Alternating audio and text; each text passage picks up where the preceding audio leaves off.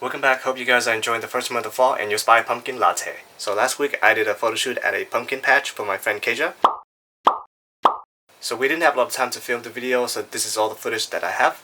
Now before we start, I just want to say thank you to the friendly staff at Spinner Farm for letting us use the facility.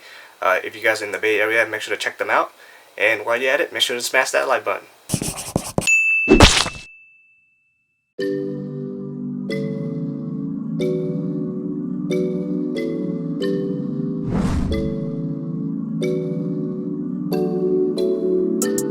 Stick your thumbs in there, stick your butt back, push your butt away from me, away from the camera. Oh, they're gonna say stick your thumb in your butt. Got a joker over here, making jokes. Are you ready?